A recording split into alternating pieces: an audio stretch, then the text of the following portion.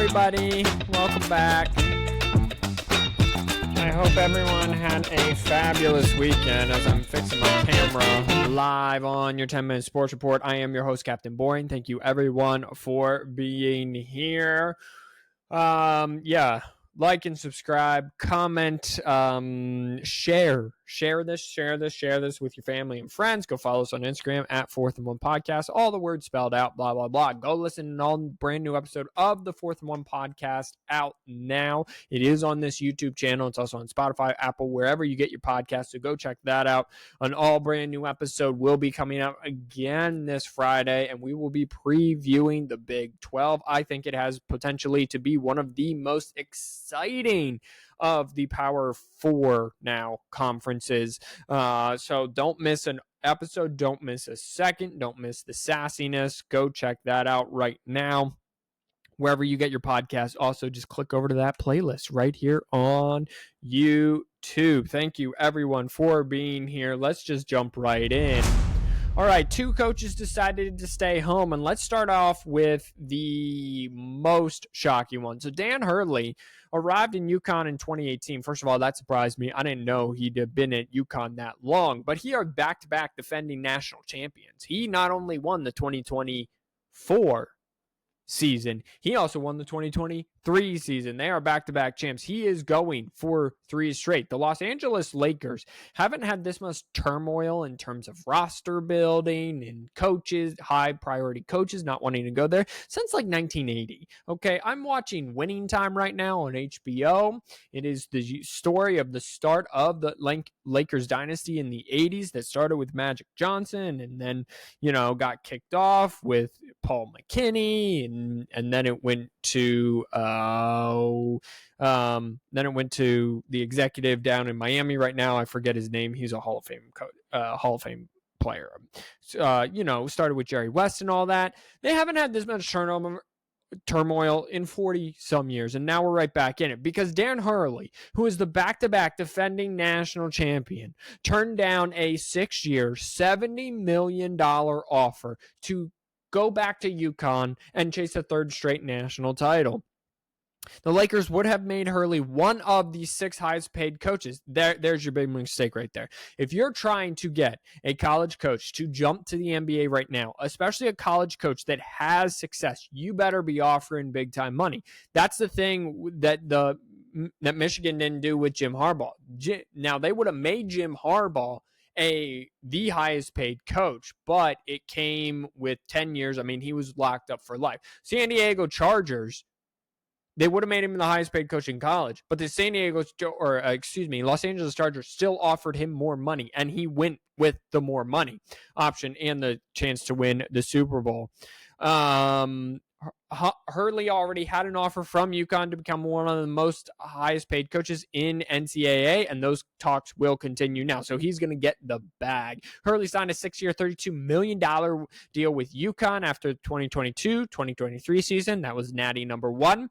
He had the option of taking over one of the most famed franchises in all of sports, potential to coach all-time scorer LeBron James and one of the greatest players ever, but Hurley ultimately decided to stay close to home at UConn, which had gone 68-11 over the past 2 title-winning seasons and will try to become the second program to win 3 straight national titles. UCLA is the only men's program to do it better. Then going back-to-back when they won 7 championships in a row from 1967 to 1973. Excuse me. Wow.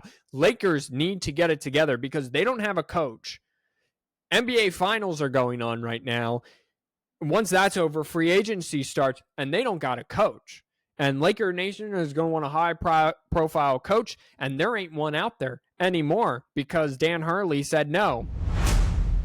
All right, let's jump in and just talk about Game 2 of the NBA Finals since I brought it up right now. It was Game 2 from Boston, and Boston had won 64 regular season games. They could become only the second team ever in franchise history to win 80 if they win the NBA Finals. That would give them 4 more wins. So they're sitting at 78 right now.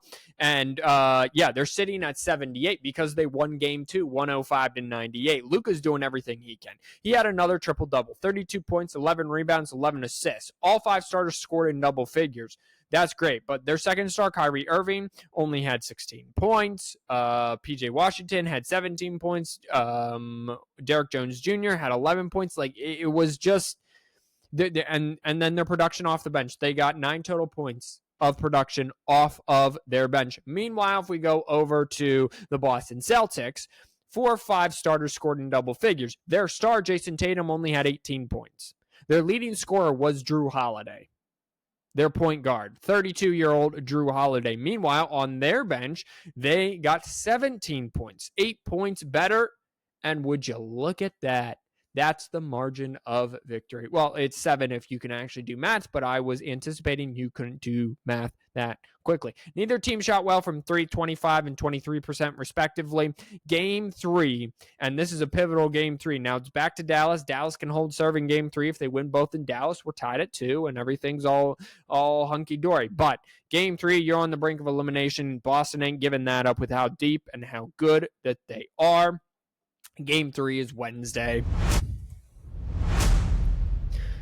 Well, let's check in on some NBA or some NFL news, very quickly. Mike Tomlin signs a 3-year contract that will keep him with the Steelers organization through the 2027 season. Tomlin is entering his 18th season at the helm of the Steelers. He was entering the last deal of a 3-year contract that he signed in 2021. Mike Tomlin sits 3rd all time with most consecutive winning seasons, behind Tom Landry, who had 21, Bill Belichick, who had 19, and then he has 17.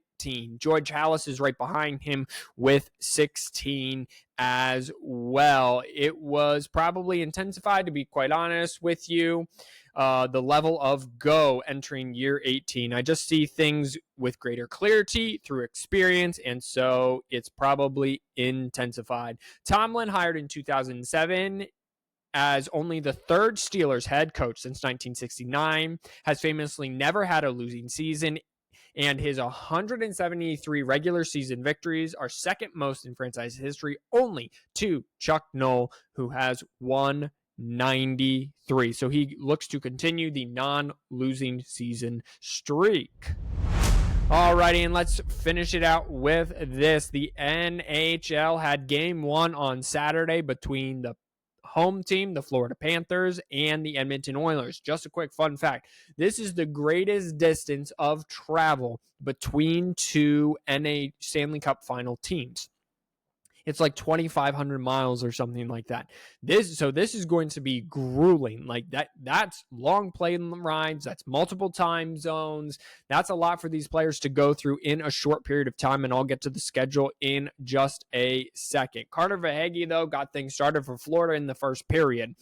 With 4 minutes to go, or 4 minutes into the first period, 1-0 Florida. Then Evan Rodriguez made it 2-0 Florida in the second, and then I don't even know this guy's name. Florida wins the game 3-0.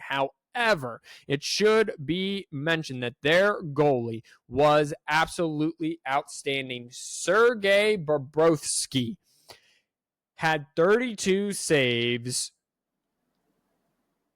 None of them went in, and so he was the player of the game. He becomes only the 4th player, I believe, 4th goalie in NHL history to pitch a shutout in game 1, facing more than 30 shots. And to wrap things up, so here's how it goes. So with all this travel back and forth, game 1 was Saturday. Game 2's tonight in Florida. That's great. They do get an extra day of travel. They play then again on Thursday in Edmonton, then Saturday in Edmonton. Then they get 2 days of travel, and Tuesday, game 5, if needed, back in Florida. But that's a long way to go, multiple time zones with only really 2 days of rest. That's hard to do. But you know who doesn't have to rest? Me, because I'm here in my house. I didn't go any time zones. That is what's up. Thank you, everyone, for being here. Know that God loves you, and may God bless you. Wash those hands, you filthy animals. Check out an all-new episode of the 4th and 1 podcast out now. It's the most recent one, Big Ten preview. It is titled Ohio State, Oregon, and the rest of the Big Ten. And then we're doing a Big 12 preview episode this coming Friday. Can't wait to be a part of that. So don't forget to like, subscribe, and share. Give us a shout-out down below. Comment. College football is awesome. Let's go. We are under 100 days, everybody. Until next time, peace out.